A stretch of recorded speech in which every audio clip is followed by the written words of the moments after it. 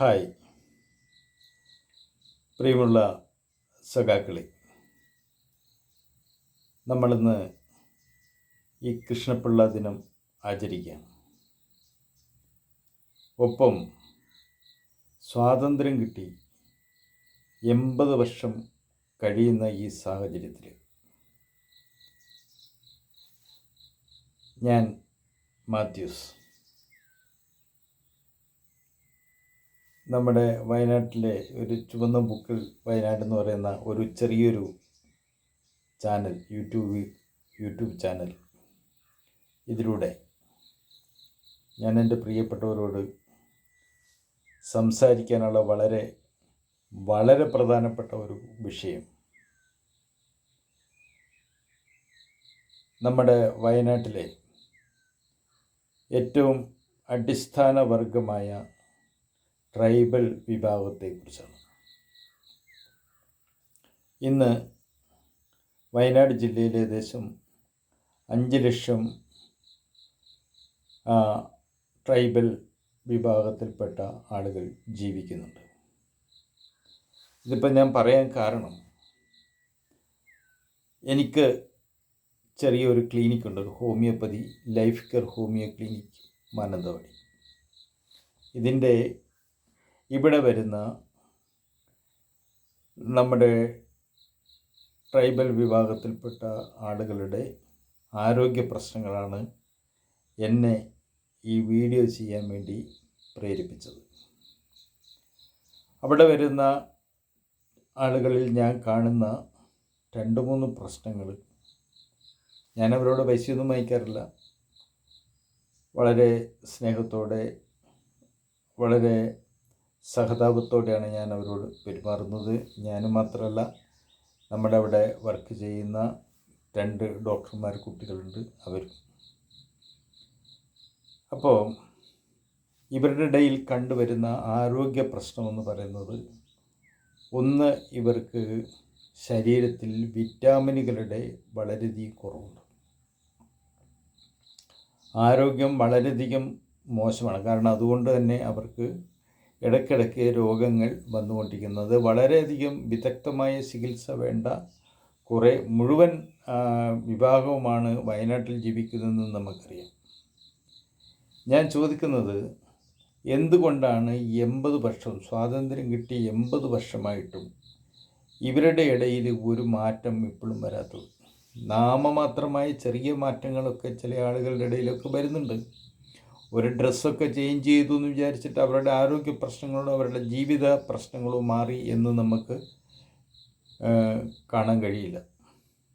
ആയതുകൊണ്ട് തന്നെ നമ്മൾ ഈ ആദിവാസി ഗോത്ര വിഭാഗങ്ങളിൽ ജീവിക്കുന്ന നമ്മുടെ സഹോദരന്മാരുടെ ആരോഗ്യ പ്രശ്നം, അവരുടെ സാമൂഹ്യ പ്രശ്നങ്ങളിൽ നമ്മൾ വളരെയധികം ശ്രദ്ധയോടെ ഇനിയെങ്കിലും മുന്നോട്ടിറങ്ങണം എന്നുള്ളതാണ് എൻ്റെ അഭിപ്രായം. അവരുടെ വിദ്യാഭ്യാസപരമായി, അവരുടെ ആരോഗ്യപരമായി, അവരുടെ സാമ്പത്തികപരമായി, അവരുടെ പാർപ്പിടം, വസ്ത്രം, എല്ലാ കാര്യങ്ങളിലും. കാരണം ഇതുവരെ അവർ അനുഭവിച്ചിരിക്കുന്നത് അവരുടെ ബുദ്ധിപരമായി ഇവരെ വളർത്താൻ വേണ്ടിയിട്ടുള്ള വലിയൊരു മുന്നേറ്റം നമ്മുടെ രാജ്യത്ത് നടന്നിട്ടില്ല എന്നുള്ളതാണ് എനിക്ക് മനസ്സിലാക്കാൻ കഴിയുന്നത്. അങ്ങനെയെങ്കിൽ അവർ സമൂഹത്തിൽ മറ്റുള്ളവരോടൊപ്പം തന്നെ നിലവാരത്തിലേക്ക് ഉയരാൻ വേണ്ടി കഴിയായിരുന്നു. ഏകദേശം ഒരുപാട് സംഭരണങ്ങളും കാര്യങ്ങളും ഒക്കെ ഉണ്ടെങ്കിലും ഇപ്പോൾ ഒരു ഭൂമി കിട്ടിയതുകൊണ്ട് അവർക്ക് ഒന്നും ചെയ്യാൻ പറ്റില്ല.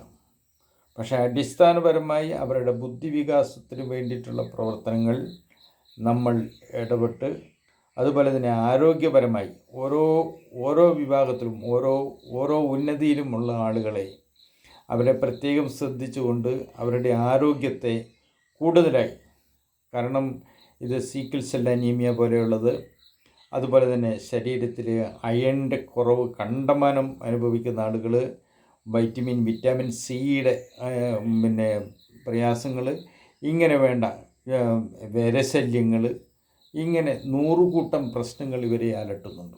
അങ്ങനെ നോക്കിക്കഴിയുമ്പോൾ ഈ സഹോദരങ്ങൾ നമ്മുടെ ഒപ്പം ജീവിത നിലവാരം ഉയർന്നു വരേണ്ട ആളുകളാണ്. അപ്പം നമ്മൾ വളരെയധികം ശ്രദ്ധിച്ചില്ലെങ്കിൽ കാലാകാലങ്ങളായി ഇവരെ ചൂഷണം ചെയ്യുന്ന ഒരു വിഭാഗമാണ് വയനാട്ടിലുള്ളത് എന്നാണ് എനിക്ക് മനസ്സിലാക്കാൻ കഴിഞ്ഞത്. കാരണം ഇവരെ കൊണ്ട് ജോലി അവർ ചെയ്യുന്നില്ല, ജോലി ചെയ്യണം. ജോലി ചെയ്യുമ്പോൾ മദ്യം പോലെയുള്ള സംഗതികൾ കൊടുത്തുകൊണ്ട് ഇവരെ കൊണ്ട് ജോലി ചെയ്യിപ്പിക്കുന്നത്.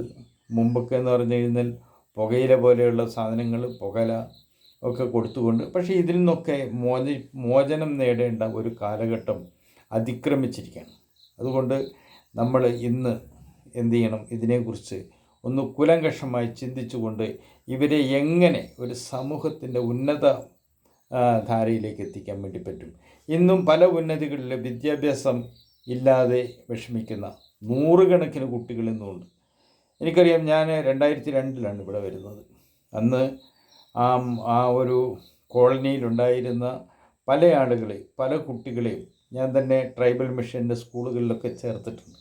പക്ഷേ ഇന്നും എന്താണ്, ഇന്നും പല സ്ഥലങ്ങളിലും പല ഉന്നതികളിലും അവിടെയൊന്നും വിദ്യാഭ്യാസപരമായി ഇവർക്കൊരു വളർച്ചയില്ലാത്ത, ഒരു നിലവാരമില്ലാത്ത തരത്തിലേക്കാണ് പോയിക്കൊണ്ടിരിക്കുന്നത്.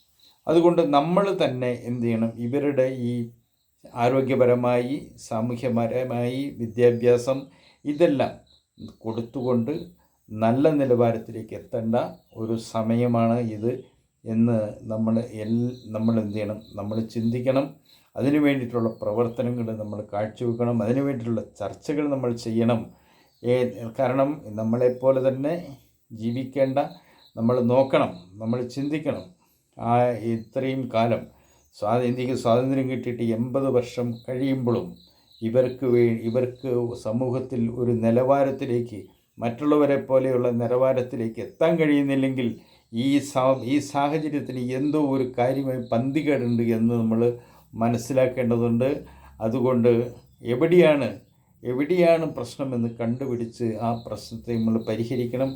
അതാണല്ലോ നമ്മുടെ ജോലി. അപ്പം ഈ കാര്യങ്ങൾ നമ്മളെല്ലാവരും ശ്രദ്ധിക്കണം എന്ന് പറഞ്ഞുകൊണ്ട് ഞാൻ നിർത്തുന്നു. നിങ്ങൾ എന്ത് ചെയ്യണം, ഈ വീഡിയോ മറ്റ് ആളുകൾക്ക് നമ്മുടെ ഇടയിൽ പിന്നെ ഒരു ചർച്ചയ്ക്ക് വേണ്ടി വെക്കണം എന്ന് അഭ്യർത്ഥിച്ചുകൊണ്ട് നിർത്തുന്നു. നന്ദി, നമസ്കാരം.